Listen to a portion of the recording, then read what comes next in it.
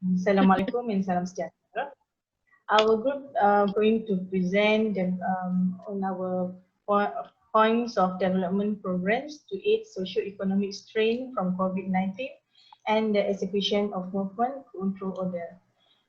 In this group, it consists of 5 members, which is me, myself, Jamila binti Abu Bakar, Iman Nur Adlina binti Muhammad Ramzuz, Nur Munirah binti Muhammad Taufik, Nur Arifah binti Ayub, and Shasha Prizana Azmi.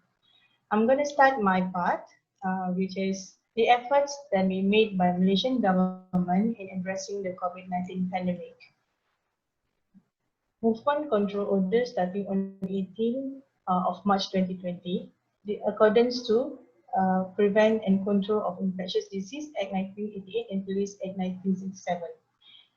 Government had made an effort to combat the rapid spread of virus, including extensive prohibition of movement, mass gathering across the country, including religious sports, social and culture related programs or agendas. Only grocery stores and supermarkets selling daily necessity permitted to operate. Muslim religious premises were postponed to religious activities, including the Friday prayers as discussed and decided in Special Muzakarah Committee of National Fatwa Council.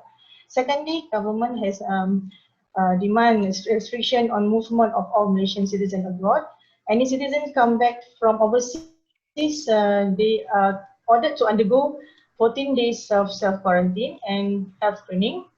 Thirdly, restriction on entry of all tourists as well as foreign visitation to the country. Fourthly, kindergartens, childcare, public-private schools, including tahfiz, boarding school, primary and secondary school, pre-universities, tertiary education, both public and private are forced to close down. Furthermore, closure of government and private premises, except premise categorized as essential service, has been introduced. And government also reminded public to stay home and protect themselves, protect their family, keep distance in public, take care of personal hygiene, self-quarantine if body showing any symptoms of the virus, and only one representative family permitted to go out to buy home necessities during MCO. And lastly, all type of mass gathering are postponed or dismissed during MCO commencement. Communities in Malaysia gave their very good cooperation towards government effort. They're staying at home during MCO. They are obeyed to pray at our own house. In fact, during Hari Raya,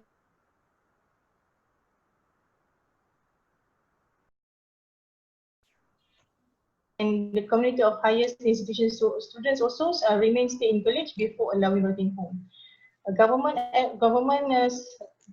agencies and private sectors, plus the NGO also play a key role combating the outbreak. That's all from me. Next will be the issues next I'll explain about issue arising in dealing with COVID-19 outbreak. The first issue is the spread of rumors and fake news, which created unnecessary panic among citizens. Malaysian Communication and Multimedia Commission announced the media, whoever found guilty could be charged for imprisonment, fine, or both. The second issue is mental health issue. This is because Malaysia may not be as emotionally prepared compared to other countries where disasters are more common. They were also affected with the feeling of loneliness, boredom, and also helpless. Next, the issue of job loss and unemployment. Many workers were asked to work from home with lower income or being dismissed by the company. As a result, most of them joined delivery services to be a rider in order to cover their basic financial needs. Next, stranded students in college as they are being isolated and apart from family. The fifth issue is shortage of PPE and ventilators. And the last issue is delivery of food supply to rural communities. As they lack of access to supermarket, helicopters were used to deliver the product of goods to rural areas, especially those in Sabah and Sarawak. Okay, so there are three effects on rural and urban communities. So the first one is economic challenges. The affected business, such as small and medium enterprises, had to cut off local employment. Some were losing their jobs and they have no income, especially people with limited savings or get paid from daily workload. And in urban areas, there are disruptions in food markets occurred. And second effects is crime increases.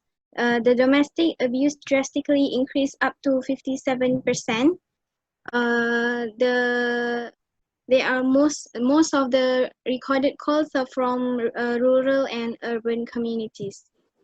This is because the stress accumulated due to lost job or increased financial strain, and then they will release their anger to their families.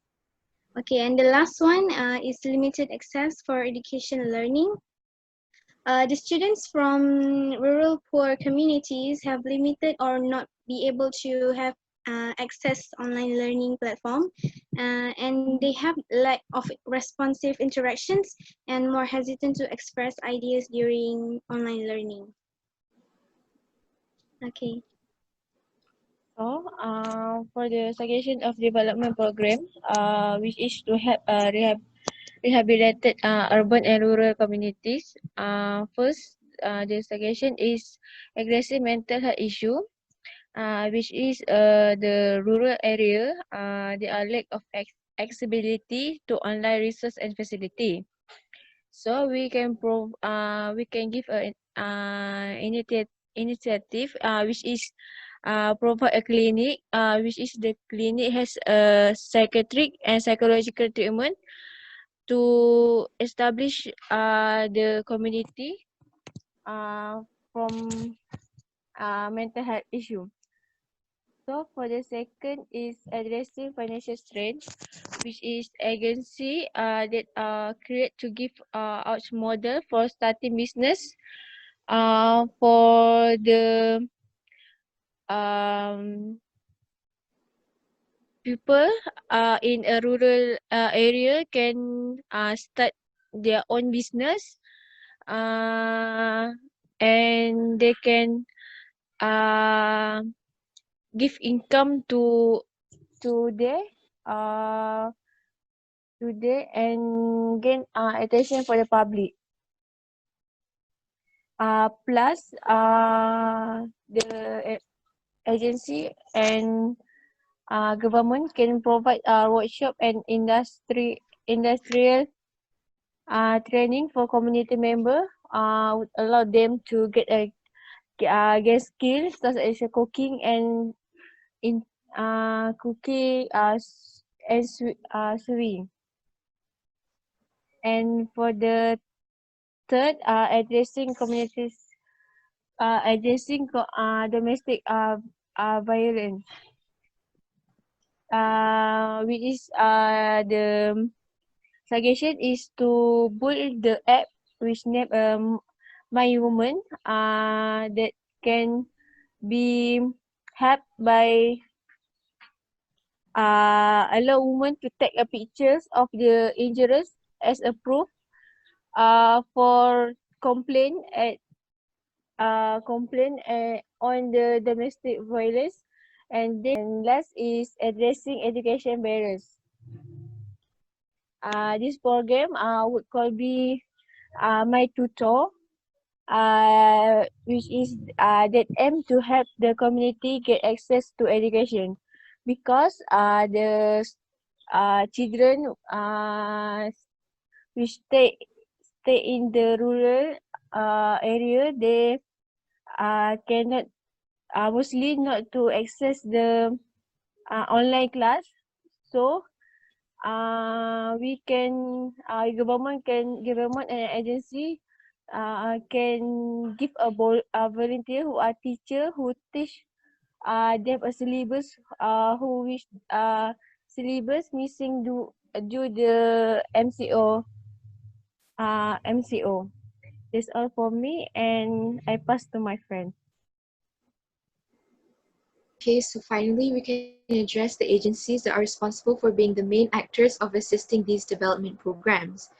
There are many agencies that could assist these development programs from both government and non-government sectors.